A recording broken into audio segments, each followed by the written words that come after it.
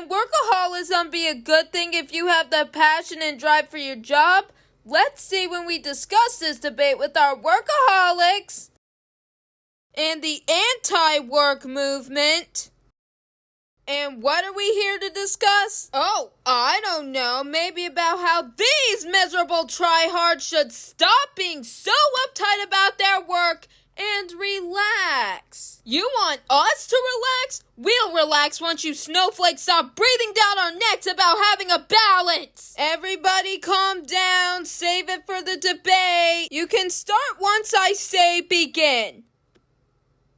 Begin. Oh, it's you. What the hell do you lowlives want? Oh, nothing. We're just out enjoying life because we have a work-life balance. Unlike you. I'll have you know us workaholics are doing just fine with our work. So buzz off. How can you be fine if you guys are miserable as hell, suffering from countless mental and physical health problems, neglecting your family and friends, and burning out? You know, not all workaholics have health issues. In fact, when workaholics are engaged in their work, they actually are less likely, or if they do at all, to develop any kind of health problems because they love their work and actively volunteer to use their spare time to work. Yeah, because they're being fed the hustle culture propaganda where working long hours and sacrificing your hobbies and family will guarantee success. Oh, you want to talk about propaganda, huh?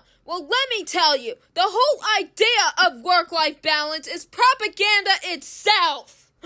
You take that back. It's true. Having a work-life balance is unrealistic, especially if you're in a high-demand job. Like, how are you supposed to manage doing all of your work and having a life outside of it? Easy. Just settle for mediocre. Excuse me? Having a healthy balance is far more important than climbing the corporate ladder. Well, maybe if you had a job you were actually passionate about, you would want to spend your time doing it, and you know what it's like. But you don't, because you're a bunch of lazy bums who'd rather sit on their asses than want to work. It's not that we don't want to work, we're just not willing to put our health on the line for our employers who most likely don't care about us or our well-being. Maybe because you're not willing to go above and beyond to show that you actually care about putting in effort. Why? Because you're lazy. L-A-Z-Y.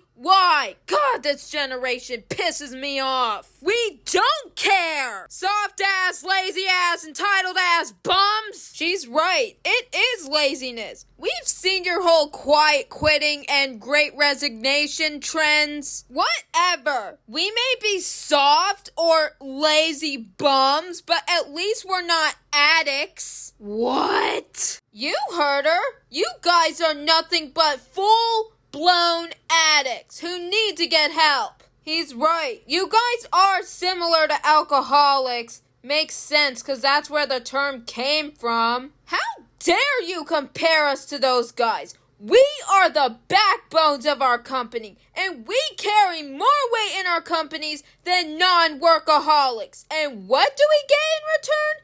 Disrespect, shame, and being told what we can and can't do. Sounds like martyr behavior to me. What the fuck did you just say to me? We said it's giving martyr behavior. It's ironic you guys love your work, yet you complain about it all the time.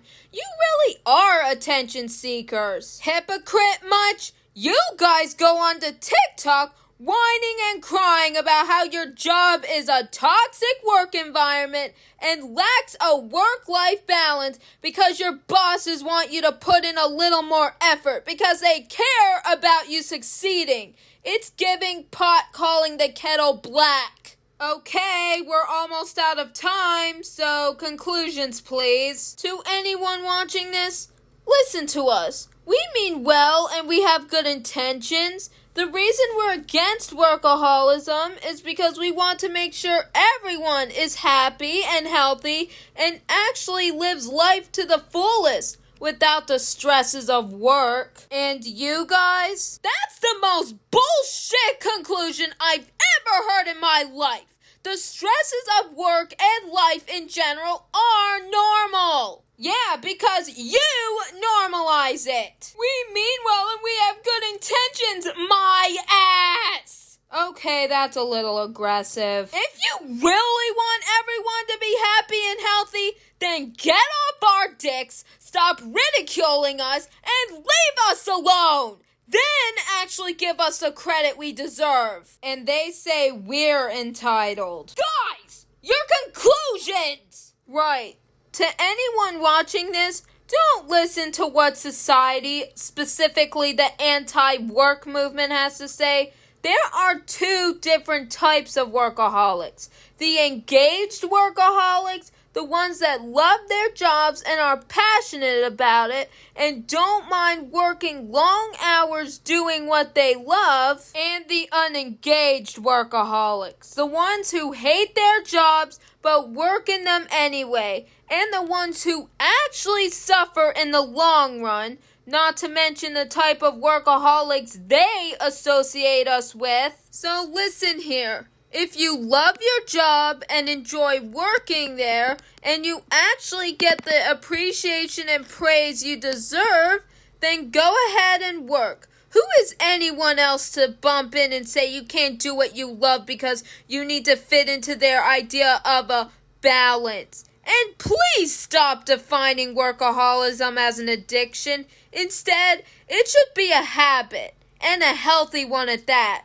That's all. Well, there you have it, folks. And if you're wondering, does this answer the question, can workaholism be a good thing if you have the passion and drive for your job? Yes. Yes, it does.